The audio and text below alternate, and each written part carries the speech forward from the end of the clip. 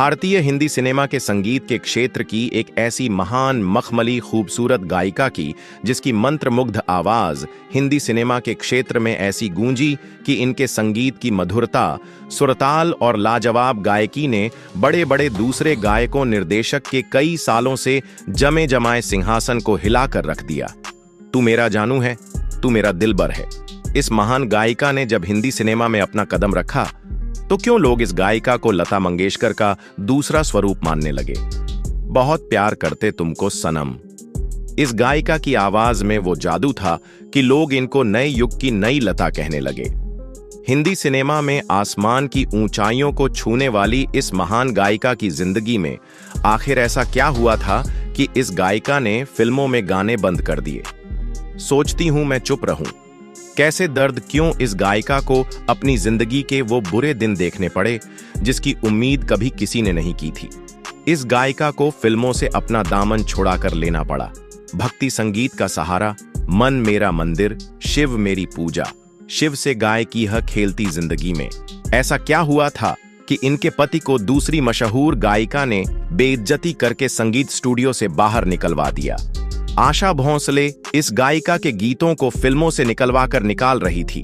अपनी दुश्मनी इस महान गायिका के साथ जिंदगी में ऐसी क्या घटना घटी थी कि दूसरी मशहूर गायिका अलका याग्निक ने इस दुखियारी लाचार दुख तकलीफ से गुजर रही इस गायिका के साथ गाना गाने से मना कर दिया।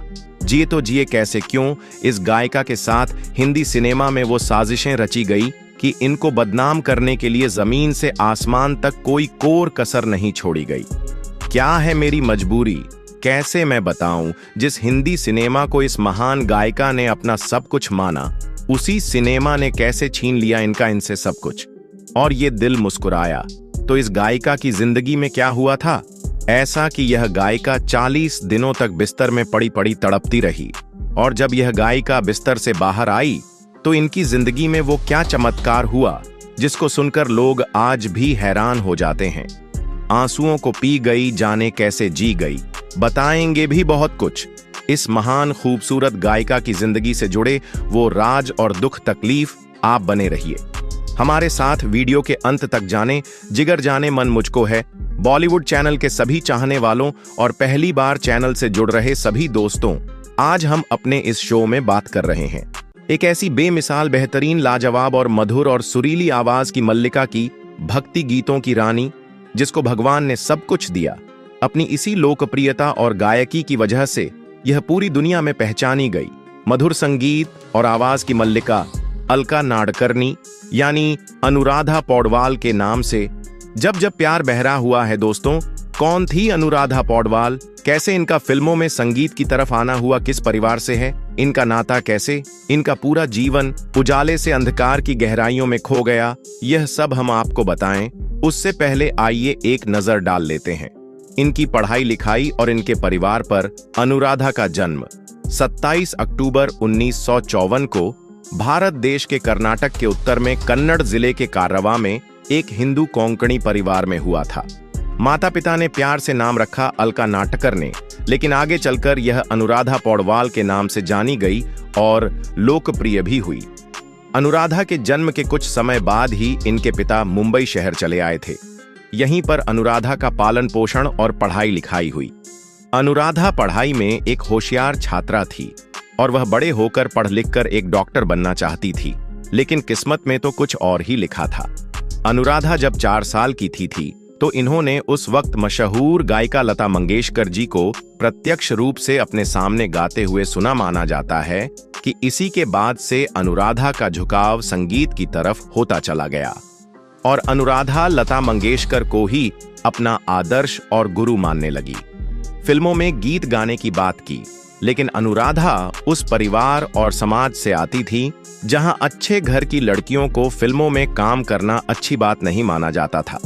समझा के मुझे बोला था कि अच्छे घर की लड़कियां फिल्म इंडस्ट्री में नहीं जाती हैं, लेकिन अनुराधा घर वालों की नजर से बचकर चोरी चोरी लता मंगेशकर के गाने सुनती थी और उन्हीं गानों को उन्हीं के अंदाज में गाने की कोशिशें करती थी। अनुराधा जब बाल अवस्था में कदम रख रही थी तो यह उस वक्त काफी बीमार हो गई। इनको निमोनिया ने अपनी चपेट में ले लिया। ये 40 दिनों तक लगातार बिस्तर में पड़ी रही और बीमारी से जूझती रही। इनकी आवाज भी चली गई थी। बताया जाता है कि बीमार होने से पहले तक इनकी आवाज साधारण होती थी, लेकिन जब इस बीमारी से अनुराधा ठीक हुई तो यह बड़ी हैरानी की बात थी कि अनुराधा की आवाज एकदम से बदल गई थी। नहीं, बीमारी के कारण मेरी आवाज ठीक हो गई। हाँ, उसके पहले मेरी आवाज it was very rough and very hoarse. Anuradha ने बताया था कि उस बीमारी के समय इनके परिचितों ने इनको लता मंगेशकर की आवाज में भगवत गीता रिकॉर्डिंग सुनने को दी थी। डेली पूरा दिन भर मैं लता जी की गाई हुई भगवत गीता सुनती थी। कहा जाता है कि इस बीमारी में भी अनुराधा ने लता मंगेशकर की आवाज को बड़े ही ध्यान से सुना था और यह हमेशा अपने मन में लता मंगेशकर की ही तरह गाना गाने का सोचती रहती थी। जब अनुराधा 16 साल की हो चली थी तो ऐसे में एक पारिवारिक प्रोग्राम में इनकी मुलाकात अरुण पौडवाल से हुई। अनुराधा और अरुण को एक दूसरे से पहली ही मुलाकात में प्यार हो गया था। 2 लफ्जों में लिख दी मैंने अपनी प्रेम कहानी तू मेरे दिल। अरुण पौडवाल हिंदी सिनेमा के संगीत के क्षेत्र से आते थे और इनके घर वाले हिंदी सिनेमा को अच्छा नहीं समझते थे, इसीलिए वह शुरुआती समय में अरुण को पसंद नहीं करते थे। लेकिन जब अरुण अनुराधा के घर वालों से मिले, बातचीत हुई तो वह अरुण पौडवाल से काफी प्रभावित हुए और अपनी बेटी अनुराधा के साथ शादी के लिए मान गए। हालांकि शादी के वक्त अनुराधा 16 साल की नाबालिग थी, लेकिन इनके पति अरुण पौडवाल 27 साल के थे। वह अनुराधा से लगभग 11 साल बड़े थे और इस तरह से अनुराधा की शादी फिल्मों में आने से पहले ही हो गई थी और इस शादी से अनुराधा 3 बच्चों की मां बनी, बेटा आदित्य पौडवाल, बेटी कविता पौडवाल। लेकिन अनुराधा का एक बेटा और था जिसका 1 महीने की उम्र में ही निधन हो गया था। अपने बेटे की मौत से अनुराधा काफी ज्यादा टूट गई थी, लेकिन परिवार के साथ ने इनको संभाल लिया। तुझ बिंजी ना पाएंगे हम तो सा इनके पति अरुण पौडवाल मशहूर संगीतकार SD बर्मन के साथ उनके असिस्टेंट के रूप में काम किया करते थे। एक बार इनके पति अनुराधा को लता मंगेशकर का एक लाइव रेडियो प्रोग्राम में लेकर गए। यहाँ लता मंगेशकर के द्वारा जो गीत गाया गया उसको याद कर अनुराधा ने अपने पति की मदद से उस गीत को रेडियो के मराठी कार्यक्रम पर गाया। लोग इतने प्रभावित हुए कि लोगों ने पहली बार किसी और गायिका की तुलना लता मंगेशकर से कर डाली। एहसान तेरा होगा मुझ पर दिल। अनुराधा के पति चाहते थे कि वह फिल्मों में गाना गाए और पति की बात मानते हुए अनुराधा ने साल 1973 में अमिताभ बच्चन और जया बहादुरी की फिल्म अभिमान से शुरुआत की। दरअसल अभिमान फिल्म का संगीत SD बर्मन दे रहे थे और अरुण SD बर्मन के असिस्टेंट थे। इस फिल्म में जया के ऊपर एक फिल्माए जा रहे गाने में कुछ लाइनें थीं जो लता मंगेशकर को गानी थी। उनको इनके पति अरुण ने अनुराधा की आवाज में रिकॉर्ड करके SD बर्मन को सुना दिया। जब SD बर्मन ने पूछा कि यह आवाज किस लड़की की है, तब अरुण ने बताया कि यह मेरी पत्नी अनुराधा की आवाज है, वो अभी सिर्फ शौकिया तौर पर गाती हैं। SD बर्मन ने अरुण से अनुराधा को रिकॉर्डिंग स्टूडियो में आने को कहा, जैसे वो लेके गए वरवंता के पास। तो उन्होंने पूछा किसने गाया है कि आवाज में हम श्लोक रिकॉर्ड करते, pure destiny and that turn out to be the beginning of my career. पति के कहने पर अनुराधा स्टूडियो आ गई और इस संगीत की चंद लाइन पहली बार राधा की आवाज में रिकॉर्ड की गई। इन चंद लाइनों के लिए अनुराधा को सराहना तो मिली, लेकिन सफलता और उनके बीच काफी दूरी थी। लेकिन इनकी इस दूरी को कम किया फिल्म निर्माता सुभाष घई की फिल्म कालीचरण ने, जो साल 1966 में बनकर रिलीज हुई थी। इसके बाद अनुराधा हिंदी और मराठी भाषा में इक्का दुक्का गीत गाने लगी। लेकिन साल 1983 में अनुराधा की जिंदगी एकदम से बदल गई, क्योंकि इसी साल सुभाष घई की फिल्म हीरो आई। तू मेरा जानू है, तू मेरा दिलबर है, तू, जिसने अनुराधा को जमीन से उठाकर आसमान की ऊंचाइयों पर बैठा दिया था। इस फिल्म में अनुराधा की आवाज में गाए गए गानों ने अनुराधा को हिंदुस्तान के घर घर तक पहुंचा दिया। फिल्म भी सुपरहिट रही और इस फिल्म का संगीत भी, और अनुराधा रातों रात एक स्टार सिंगर बन गई। दीवानों में ना कोई अमीर होता है ना गरीब, और इसके बाद अनुराधा ने कभी पीछे पलटकर नहीं देखा और अब लगभग हर दूसरी फिल्म में अनुराधा के मधुर आवाज में गाने रिकॉर्ड होने लगे। और अनुराधा ने मेरी जंग, बंटवारा, राम लखन तेजाब जैसी सुपरहिट फिल्मों में अपनी आवाज दी। कह दो कि तुम हमें जीना नहीं। अब अनुराधा की आवाज में दर्शक उनके गीतों को और दूसरी गायिकाओं से ज्यादा पसंद करने लगे। और यही वह दौर था जब लोग अनुराधा की तुलना लता मंगेशकर से करने लगे थे। तो वहीं ओपी नैयर ने तो यह तक कह दिया था कि अब लता मंगेशकर का दौर खत्म हो गया है। अब नई आवाज और नई लता मंगेशकर अनुराधा पौडवाल ही है। ओह मेरे सपनों के सौदागर, मुझे ऐसी जगह ओपी नैयर का यह कहना अनुराधा के लिए किसी अवार्ड से कम नहीं था। अब अनुराधा लक्ष्मीकांत, प्यारेलाल, कल्याण जी, आनंद जी जैसे महान संगीतकारों के साथ खूब काम कर रही थी और कामयाबी अनुराधा के कदम चूम रही थी। संगीत के क्षेत्र में उस दौर में गुलशन कुमार की कंपनी टी सीरीज सबसे बड़ी मानी जाती थी और बड़े से बड़ा गीतकार संगीतकार इनके साथ काम करना चाहता था। तो ऐसे में अनुराधा ने भी गुलशन कुमार के साथ टी सीरीज के साथ काम करना शुरू कर दिया। सफलता ने अनुराधा के करियर को पंख लगा दिए। इन्होंने उस उड़ान में आशिकी दिल है कि मानता नहीं, दिल सड़क साजन, बेटा जैसी फिल्मों की अपार सफलता के साथ लोकप्रियता के उस शिखर को छुआ जिसके लिए वह तरसती थी। जिंदगी अनुराधा की सफलता का अंदाजा इसी बात से लगाया जा सकता है कि अनुराधा को लगातार साल 1991 से लेकर साल 1993 तक सर्वश्रेष्ठ गायिका के लिए फिल्म फेयर अवार्ड से नवाजा गया। अनुराधा जिस रफ्तार से आगे बढ़ रही थी उससे तो लग रहा था कि इस गायिका के आगे अब और किसी गायिका की आवाज की एक ना चलेगी। लेकिन वो कहते हैं ना कि किस्मत में जो लिखा होता है होता वही है। और अनुराधा जब टॉप गायिका के पायदान पर थी, सबसे महंगी गायिका थी और सबसे लोकप्रिय भी थी। तो ऐसे में इन्होंने अपनी जिंदगी का फैसला किया कि यह अब केवल टी सीरीज कंपनी के साथ ही गाना गाएंगे। और शायद अनुराधा का यह फैसला उनकी जिंदगी का सबसे बड़ा गलत फैसला था। अनुराधा के इस फैसले का सबसे ज्यादा उस वक्त की दूसरी महिला गायिका अलका याग्निक को हुआ, क्योंकि जिन आने वाली फिल्मों के लिए अनुराधा आवाज देने वाली थी वह सारे गाने अलका याग्निक की झोली में आ गिरे। मेरे साल 1991 में जब अनुराधा की लोकप्रियता चरम पर थी, तो ऐसे में इनकी जिंदगी में वह हुआ जिसकी किसी ने भी कल्पना नहीं की थी। दरअसल एक दुर्घटना में इनके पति अरुण पौडवाल का निधन हो गया। पति की मौत ने अनुराधा को सदमे में भेज दिया। ऐसे दुखद और संकट की घड़ी में टी सीरीज के मालिक और इनके दोस्त गुलशन कुमार ने अनुराधा को बहुत सहारा दिया। अनुराधा ने भी अपने आप को संभाला, क्योंकि उनके ऊपर उनके बच्चों की जिम्मेदारी थी। लिहाजा अनुराधा डगमगा गिरती संभल गई और एक बार फिर से टी सीरीज के साथ मिलकर एक से एक बढ़कर गीत गाए। कहता है पल पल तुमसे होके दिल। ये दीवाना एक बल गुलशन कुमार का अनुराधा के प्रति लगाव लोगों की नजरों में टकने लगा। लोग इन दोनों के रिश्तों को लेकर सवाल जवाब करने लगे। इन दोनों की नजदीकियों से लोग अंदाजा लगाने लगे कि गुलशन कुमार और अनुराधा के बीच किसी अनचाहे रिश्ते ने जन्म ले लिया है, जिसकी समाज कभी इजाजत नहीं देता। गुलशन कुमार अनुराधा को दूसरी लता मंगेशकर बनाना चाहते थे। टी सीरीज कंपनी पर अनुराधा का एक छत्र राज्य था, लेकिन इसी बीच एक बार फिर से अनुराधा की जिंदगी में ऐसी घटना घट गई कि इनका पूरा वजूद और जिंदगी पूरी टी सीरीज कंपनी जड़ से हिल गई।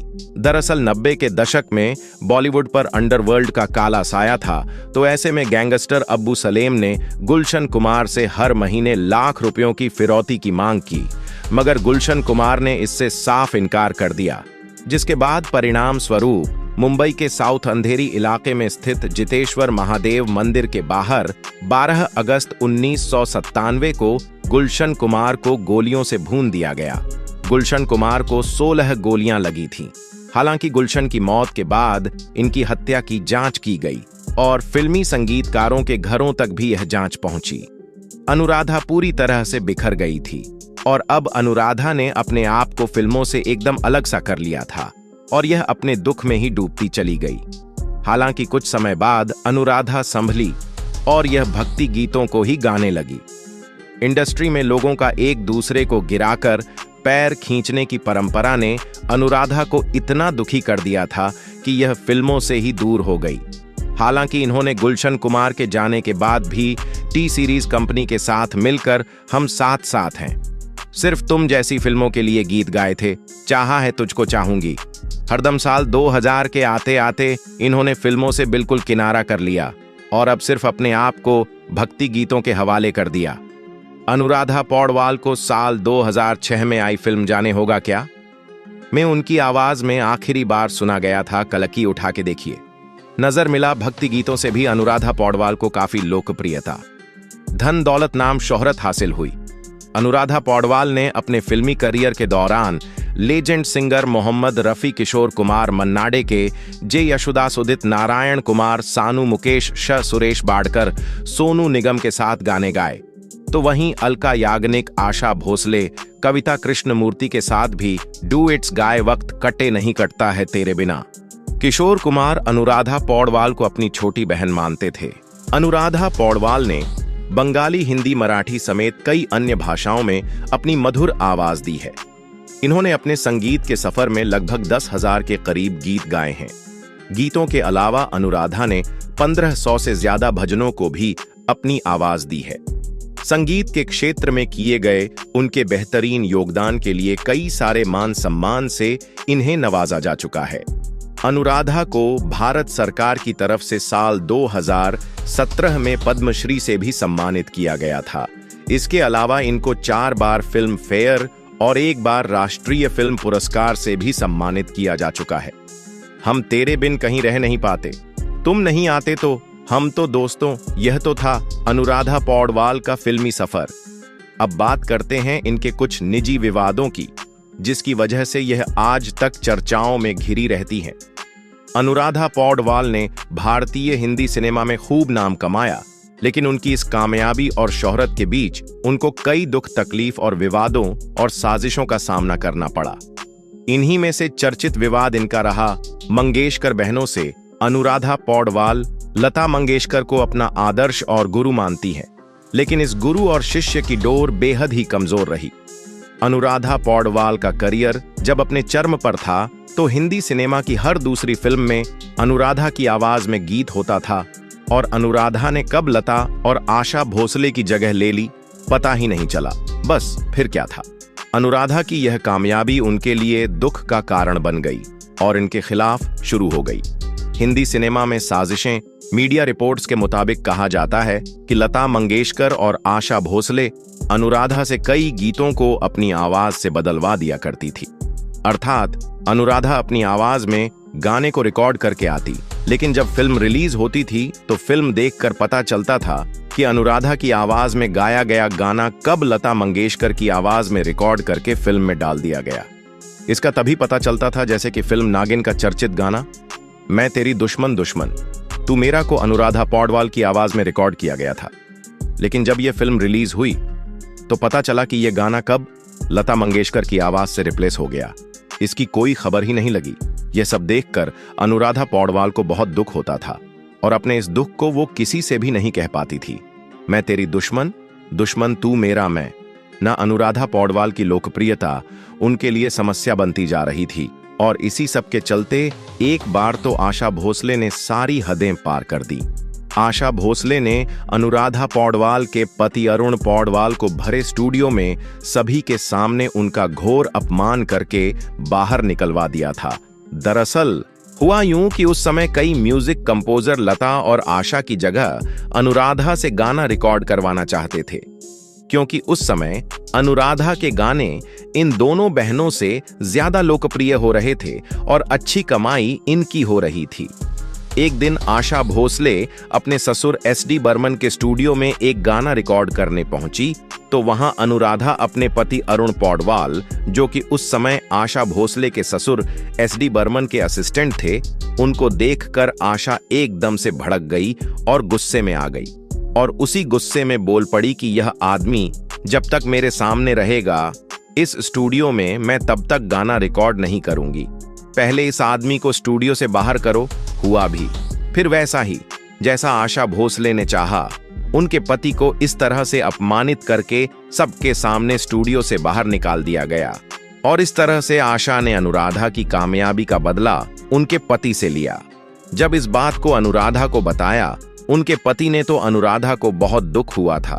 जहां एक तरफ मंगेशकर बहनें अनुराधा से आए दिन गीतों को छीन रही थी, तो वहीं अब पब्लिकली उनके करीबियों को बेइज्जत कर रही थी। और यही कारण था कि अनुराधा ने इन सब बातों से तंग आकर सिर्फ टी सीरीज कंपनी के साथ गाने गाने का फैसला किया था। भूली बिसरी एक कहानी। लेकिन बेचारी अनुराधा कब तक मंगेशकर बहनों के वर्चस्व के आगे टिक पाती। अनुराधा हर तरफ से मुश्किलों का सामना कर रही थी, तो ऐसे में इनका एक विवाद हो गया दूसरी गायिका अलका याग्निक से। दरअसल अलका याग्निक उस समय एक उभरती गायिका थी और उनकी लोकप्रियता भी दिन प्रतिदिन बढ़ती जा रही थी। तो ऐसे में एक बार कुछ गाने अलका याग्निक की आवाज में रिकॉर्ड हुए थे, लेकिन उन गानों में कुछ गाने के बाद अनुराधा की आवाज के साथ उन्हें रिप्लेस कर दिया गया। और इस बात से अलका याग्निक अनुराधा से बेहद नाराज हो गए और अलका याग्निक ने अनुराधा को नीच औरत तक कह दिया था और अनुराधा से एक लंबे समय तक कोई बातचीत नहीं की। जबकि अलका याग्निक भूल गई थी कि अलका याग्निक को जो गाने मिले थे वह अनुराधा की वजह से ही मिले थे। अनुराधा पौडवाल हर तरफ से अकेली थी, उनका किसी ने भी साथ नहीं दिया। पूरी फिल्म इंडस्ट्री ने इनके खिलाफ हमेशा साजिशें की और अनुराधा के प्रति दूसरी गायिकाओं, संगीतकारों, फिल्म निर्माताओं, अभिनेता अभिनेत्रियों की बेरुखी नफरत ने अनुराधा को तोड़कर रख दिया था। मुझे कोई दे दी, जहर हंस के मैं पी लूंगी। और इसी सब से थक हार कर अनुराधा ने भक्ति संगीत की तरफ अपने आप को मोड़ लिया था। उनकी आवाज में अनेकों भजन गीत, चौपाई रिकॉर्ड हुए, जिन्होंने कई रिकॉर्ड बनाए तो कई तोड़े। उनके एक भक्ति देवी गीत आऊंगी आऊंगी अगले बरस में आऊंगी जब रिलीज हुआ था तो दिल्ली शहर में इस गीत के 90,000 से ज्यादा कैसेट 1 घंटे में बिक गए थे। आओगे आऊंगी, मैं अगले बरस फिर आऊंगी। और अनुराधा इस तरह से भक्ति संगीत के क्षेत्र में भी अपना परचम लहरा रही थी। मन मेरा मंदिर, शिव मेरी पूजा। अनुराधा की जिंदगी में सुख से ज्यादा दुख रहे, वो कभी भी चैन की सांस नहीं ले पाई थी। समय गुजर रहा था अनुराधा पौडवाल की। ऐसे में एक दिन केरल की रहने वाली एक 45 साल की महिला ने इनके ऊपर एक ऐसा आरोप लगाया जिसको सुनकर सबके पैरों तले जमीन निकल गई। उस महिला ने बताया कि वह अनुराधा पौडवाल की पहली बेटी है। करमाला नाम की इस महिला ने बताया कि वह जब 4 दिन की थी तब अनुराधा ने उन्हें किसी को सौंप दिया था। उन्हें इस बात का पता तब चला जब उनके पिता ने मरते समय इस राज्य से पर्दा उठाया था। करमाला ने अपनी इस बात को फैमिली कोर्ट में भी दर्ज करवाया था और अपने लिए अनुराधा से 50 करोड़ की धनराशि की मांग की थी। साथ ही उनके पति अरुण पौडवाल की संपत्ति में भी हिस्सा मांगा था। लेकिन वहीं अनुराधा ने इन दावों को एक सिरे से नकार दिया और करमाला को अपनी बेटी नहीं माना। लेकिन यह बात बड़ी हैरानी की रही कि यह महिला क्यों अनुराधा को अपनी बायोलॉजिकल मां बता रही हैं। लेकिन अगर इस बात में कोई सच्चाई है तो अनुराधा पौडवाल किस राज को आज तक अपने सीने में छिपाकर जी रही हैं। और अगर यह लड़की सिर्फ एक जालसाज है तो इसकी सजा इसको कानून जरूर देगा। फिलहाल ये केस अभी कोर्ट में है कि अनुराधा पौडवाल के बायोलॉजिकल मां होने के बारे में उन्हें तब पता चला जब उनके पिता पौनचंद ने अपने अंतिम समय में यह राज खोला। अनुराधा पौडवाल भारतीय हिंदी सिनेमा की वो गायिका रही हैं जिनकी जिंदगी में दुख हमेशा मजबूती के साथ बना रहा। अनुराधा की जिंदगी ठोकर खा रही थी, तो ऐसे में भगवान ने एक बार फिर से इनकी जिंदगी को दुख से भर दिया। इनका एक बेटा मात्र 1 महीने का था तब गुजर गया और दूसरा बेटा आदित्य पौडवाल 35 साल की उम्र में किडनी फेलियर के चलते दुनिया को अलविदा कह गया। बेटे की मौत से अनुराधा का बचा कुचा जीवन भी दुखों की भेंट चढ़ गया। उम्र के इस पड़ाव पर जवान बेटे की मौत दुनिया के सबसे बड़े दुखों से कम नहीं थी। अनुराधा की जिंदगी से धीरे धीरे लोग अलविदा कहते गए। पहले पति, फिर सबसे अच्छे दोस्त और प्रेमी गुलशन कुमार, फिर दूसरा नौजवान बेटा।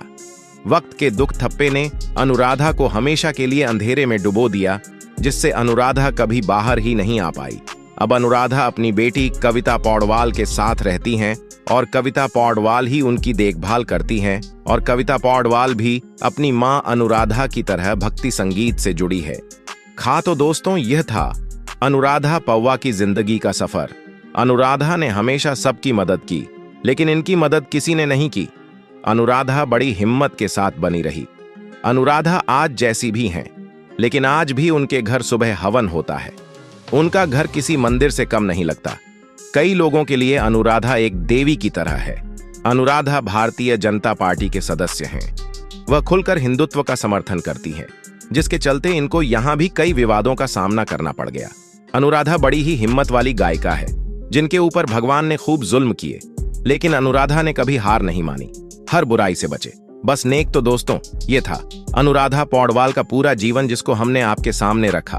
अब आप खुद बताइए कि अनुराधा की जिंदगी में सबसे बड़ा दोषी कौन रहा है? भगवान ने इनके साथ ऐसा करके किन कर्मों की सजा दी? आप अपनी बात कमेंट के जरिए जरूर रखें। दोस्तों, अगर आपके पास भी अनुराधा पौडवाल को लेकर कोई बात जहन में है तो हमारे चैनल के चाहने वालों से जरूर शेयर करें। अनुराधा के अच्छे जीवन और सुख शांति के लिए चैनल की पूरी टीम उनके उज्जवल भविष्य और उत्तम स्वास्थ्य की कामना करते हैं। दोस्तों, अगर आपको हमारी यह कहानी पसंद आई है तो चैनल को लाइक, शेयर और सब्सक्राइब करना बिल्कुल ना भूलें।